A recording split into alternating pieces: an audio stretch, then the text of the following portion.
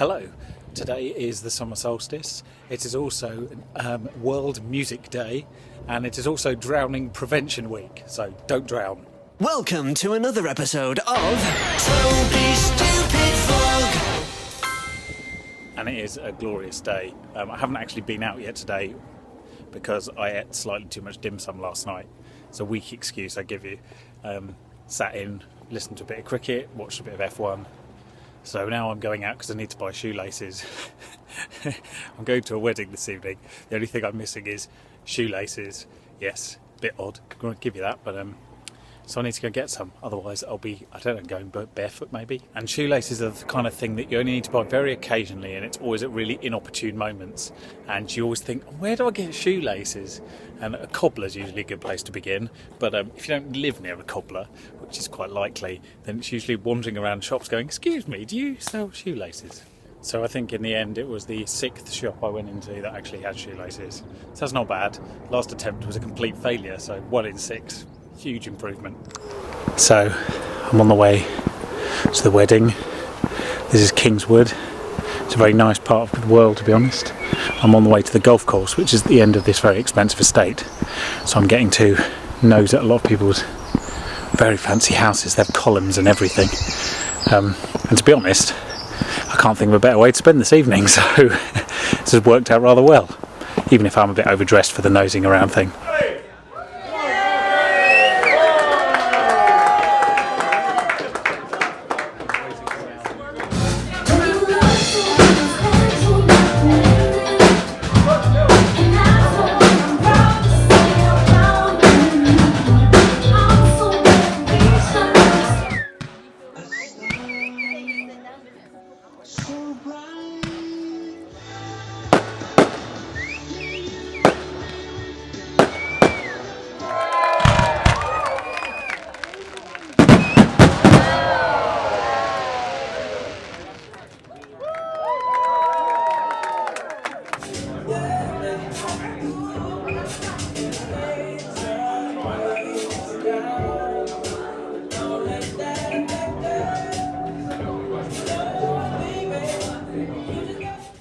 Here we are back on the Thames Path. So the first thing we have to work out how to do is work out where the path is and how to get to it, and not go back to where we started. So this is the River Thames. Should we start with the basics? This is the River Thames. It's made of water. It's primarily made of water and fish. And this is the south side of the Thames, and we most likely need to be on the north side because there's not much path around here. It goes basically into a load of little canals and what have you for activities like those kids down there. Whereas on this side, the northern side, there is actually a towpath, as you can see, going along. So we need to be there, which means man with ferry needs to bring the ferry and all the tractor over here and pick us up. On a boat. Much like one of my travel guys. Yes, here's Steve on a boat. Why are you filming with that? Because I like it. It makes you look smarter. Are you using that for your vlog? Yeah, bits and bobs.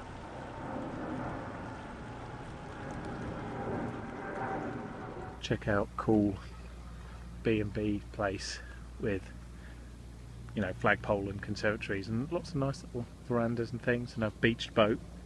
It's got swept in there at high tide. That's really nice. This is sort of, we haven't come down very far. This is the Shepperton side of the River Thames. Richmond Bridge. Yeah, in Chertsey. I'm here to inject false facts into Yes, your vlog. Steve's facts. So Steve, tell me about this lock. Teddington Lock. Yeah, famous for... It's where, do you remember the opening sequence of Rosie and Jim? Yes. That was shot here. Vividly. Yeah. There we go. In fact, correct me if I'm wrong, but I believe that sadly Jim actually drowned in this lock in a later episode. I was very happy. Oh yeah, joyfully. It was after he joined the mafia and he blackmailed Rosie. Yeah, and that... sold her virginity on eBay. Well, that's a bit out of order. Exactly, he deserved it. Yeah. Anyway, that's what this plaque is. You can just see this plaque we're approaching there. That commemorates that particular event. So, there we go. Check out the Chertsey amazingness. So they've built a moat to keep you out, which is fair enough, but then they've decorated it. So whilst you're drowning, trying to get into the house, it's quite pretty. Would have been lava originally. Yeah, but it's really expensive nowadays, getting lava. Although I think you can get some small packets of it at Robert Dice, but yeah, still. it's crystal, you just add water. Yeah. Cheaper option. We're somewhere between Chertsey and Staines. I couldn't tell you where. I'm not sure it has a name. You know, Google it. This is the Thames. I think I might have covered that briefly before. Yeah, so yeah, we're in between places. We are in Staines, home of a Jewish man who pretended to be an Asian man. It's good, isn't it? And Samsung. Our Staines.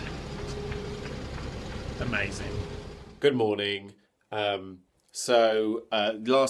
walk was very good, very much fun, with only one minor drawback, and that was that I didn't wear any sun cream or hat, so I had an absolutely astonishing headache last night.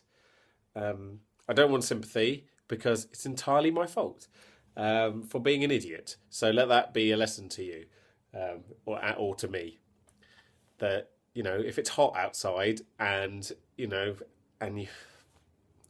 in direct sunlight, maybe wear a hat, maybe put some sun cream on. Anyway, lesson learned. Ah, the Thames.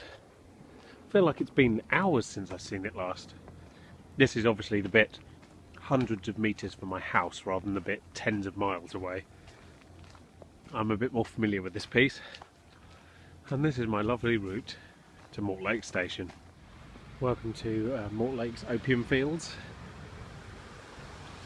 Just some very nice poppies. So it's another beautiful day. At least it is at the moment. There is a chance it will pour later, but I'm going to risk it and say that it won't. Anyway, today was the result of the hacking trial, which has been going on for months, and obviously it's been coming for years, as it were. And only one person was found guilty, which I find reasonably hard to believe. That said, burden of proof is always on the prosecution, and that's a good thing in this country. I think just because you can't prove someone is guilty, it doesn't mean that they're entirely innocent either. So there we go. So I've just been in Soho for a little meeting, which is very constructive, and I'm wandering back through Leicester Square, which, I mean, you might think it looks lovely, but in reality in summer it's pretty horrible. It's just absolutely stuffed with tourists. None of them know where they're going. And cheap bars and crappy restaurants and global radio. There's a theme. Hello, I'm just having a bit of a wander back along the Thames because the weather actually held, even though the weather forecast said it wouldn't. So 1 point to me, 0 points to Mother Nature. I'm sure I'll live to regret that. Anyway, today I wanted to talk a little bit about vlogger honesty. Wow, that's amazing. As soon as I said the word honesty, my camera stopped recording. Anyway, vlogger honesty is something that's come up recently on a few vlog channels about what you see being everything there is to know about that person, and the perception that a viewer knows the vlogger. Now, most of you do know me if you're watching this, so you kind of understand what you're seeing and what you're not seeing, more importantly. And yeah, I don't film everything, obviously, because the videos would be unbelievably long, and there are bits where people are obviously not so comfortable, so I don't film them. And there's probably things I'm thinking that I'm not telling you. That's like most relationships in a way. I mean, you don't say absolutely everything you're thinking. But on the whole, if I'm feeling bad about something, you'll know about it. If I'm feeling good about something, you'll know about it. If you think that I'm deliberately hiding the truth for any reason, call me out. I mean, that's what I'd say. I'm sure that'll come back and bite me at some point. But I might amend these rules as as time goes by. Obviously, it's easy enough with only just over 100 subscribers to say those things and presume that you have a level of privacy, but we'll see how it goes, let's put it like that. Most of the vlogs that I've seen or that I watch tend to be fall into one of two camps. They're either a vlog of things that they're doing, so it's sort of fly on the wall, day in the life kind of thing, or they're vlogs of what people are thinking, so it tends to be fixed camera in a room once a week, thoughts and comedy, etc. Although I haven't made a conscious decision to do so, I've kind of always hoped that this was a bit of both. So a lot of it is fly on the wall, you get to see where I'm going and what I'm doing, but every now and again you get this. You get just me talking to you about whatever I happen to be thinking about, so I'm hoping it's a best of both, and therefore I'm hoping that there's no obvious obfuscation, as it were, and that you know what I'm thinking. And yeah, I mean that's really what I wanted to get off my chest. I just hope that you're not surprised by anything and you're not disappointed by suddenly not seeing or seeing something. So if you are, let me know, nip it in the bud, and then we'll revisit this maybe in a year or two and see whether it's still going as well as I'd hoped. How do I always manage to find the path that's the most overgrown? It's not deliberate, I assure you. It's quite inundated with these purpley flowers though. They're really quite impressive in the sun. It's very nice. But yeah, this path is slowly disappearing into the undergrowth. Wouldn't be surprised if like a moose jumped out at me. It's perfectly likely. Will happen. Okay, maybe not a moose, but a sizable water rat or a vole or an angry badger. That's probably more along the lines of what might happen.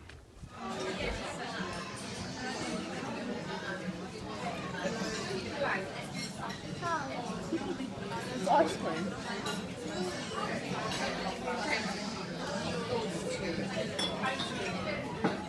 There's popcorn there as well. So yesterday that was Crystal's mum's birthday outing. You just saw Taya shoveling ice cream into her face. Gives you a fairly good summary, I think. So it's Wednesday and I'm back into Vauxhall today for a bit more video editing after having quite a constructive meeting in Soho yesterday. So things looking good so far. Happy Thursday. So I've been at home today doing some chores, making some bread, making some chilli. I should show you the chilli later. I made about a kilo of it. It's amazing. Anyway, the last part of my chores was to put some hanging baskets out the back. They arrived a couple of days ago, but my neighbour took them because I wasn't there, and I've just picked them up and I began potting. But I'm really, this is going to sound absurd, I don't have enough geraniums. Don't have enough of the right kind of geraniums. They need to be hanging because otherwise it won't work. I do have obviously hundreds of non-hanging geraniums, but I won't be able to open the window if I put them out there, so I'm off to buy more. Brilliant. Here we go, more geraniums. None of these are hanging. Regular. All very regular. So there you go, you can see we have one hanging basket up so far. This is really more of a trial than anything else. I haven't done the other one for a number of reasons. One, I couldn't find enough geraniums that I wanted to put in there, because as you can see the window opens, so they have to be quite short. And secondly, just to see how the other one goes really, because these are the only pots on this wall, and so this will be a bit of an experiment. If it doesn't work, then the worst case scenario is it lands on the roof there. Let's hope that doesn't happen. So there is a lot of chilli. That's the whole slow cooker's full. And then we're just going to decorate it onto here. There we go, with some cheese and some homemade guacamole on the side. Pretty good, isn't it?